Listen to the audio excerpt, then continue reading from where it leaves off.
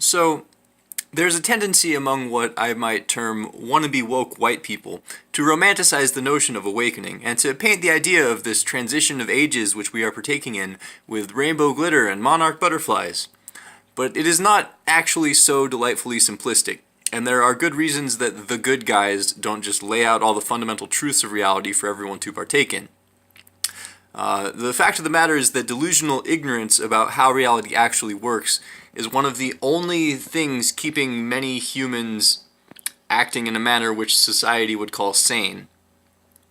And this has nothing, or well, this has everything to do with the fundamental nature of different kinds of human souls and how their behavior tends to play out when exposed to harsh truths or real spiritual potential, or when responsibility must be taken for one's nature. So long as people act within an instinct-driven and ignorant nature, they are held somewhat less accountable for their destructive tendencies. Forgive them, for they know not what they do. This is going to be a difficult topic for me to summarize, but I'll try to hit all the key points because it's about as important of an idea as anything I could possibly attempt to express. So basically, I'm just going to paraphrase what it means to be human and what it means to be awake, and then explain why alchemizing these two ideas can possibly lead to destruction. Now, there's obviously a huge variation in what it means to be human. Just about any soul can fit within the human frame, but there's also a kind of nature inherent to quote-unquote the masses. However, I will leave you with your own assumptions about that for a moment because I actually think it is more important that I speak on the nature of being awake first. To be awake is, of course, to have awareness of the true nature of reality.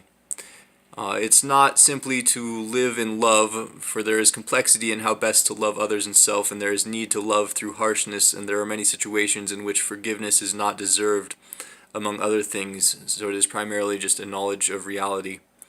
To be awake, you have to be able to confront all evil directly and with a firm and steady purpose, or you will be consumed. The true nature of reality is that everything, especially this planet, is a spiritual war. And of course, the truth is that we have souls which persist through physical forms, and that our bodies are a technology which can communicate with all forms of consciousness in the universe, from the dead to the planets to all the wicked demons who desperately yearn for my company, to the very elements of nature. Most consciousness does not exist in this physical format that we are accustomed to, but human ego and the false narrative of culture have convinced everyone that we are the most advanced form of intelligence in the universe.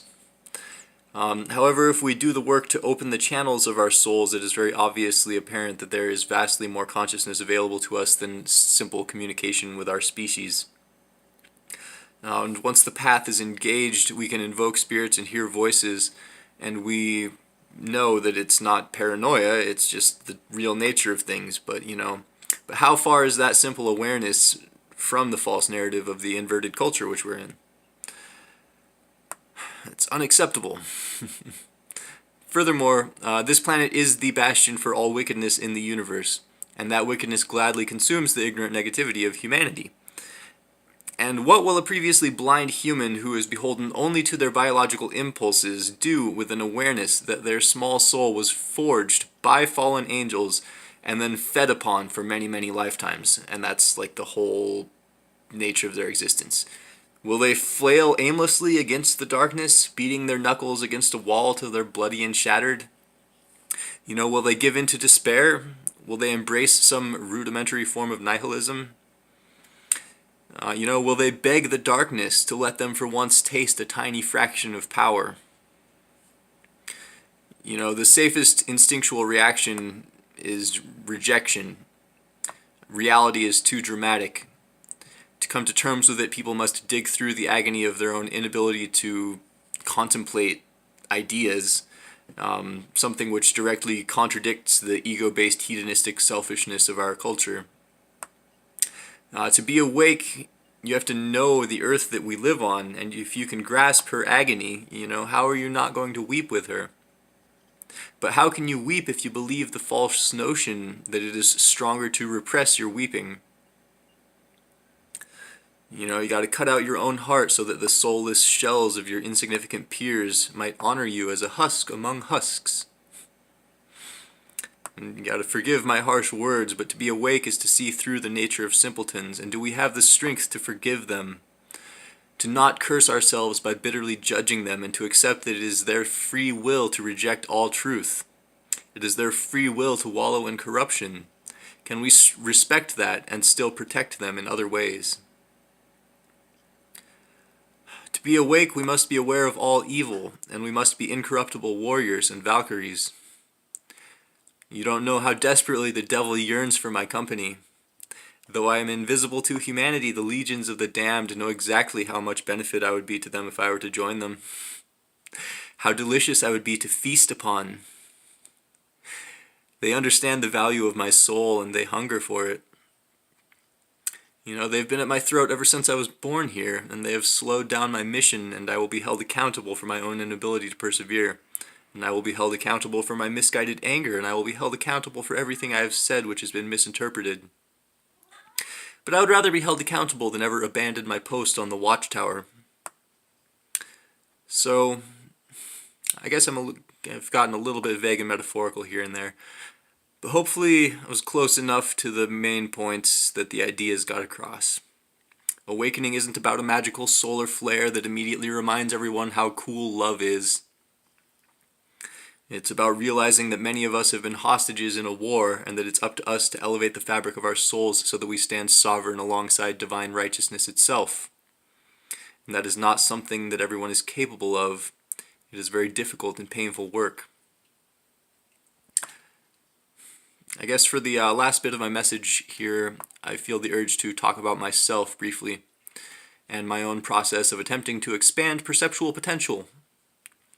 So I've been performing various minor occult experimentations by which I have basically been trying to say, hey Satan, fuck you, come at me, bro.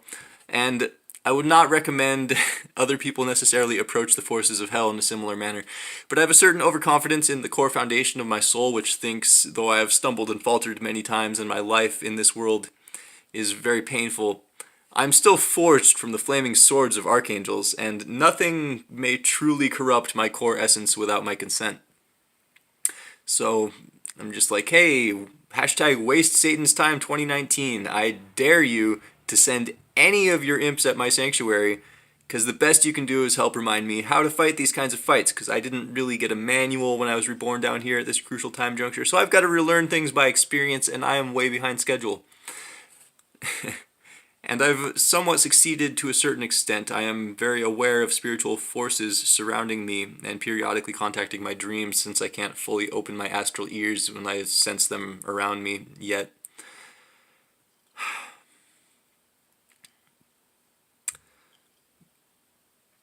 But, you know, I'm pretty sure it's mostly benevolent forces protecting me from all of my dumb but successful attempts to ironically and mockingly tempt the devil himself. Which I will reiterate, you should not attempt.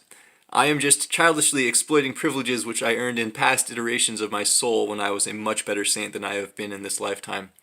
And it's odd for me to try to analyze myself, because I do not feel that I am composed of a similar spiritual fabric compared to most people. You know, it's like I was partially designed to help bridge the gap between the neutral human mind and the higher potentials it should want to strive for. But I've just gotten a bit lost down here and sustained several injuries, and it's hard to figure out what my best path is now, so I just try to create artwork which encourages people to think and talk about things like this. Anyways, my personal experience isn't of too much consequence. It's more important that I just create a higher vibrational echo which persists in life forms beyond mine.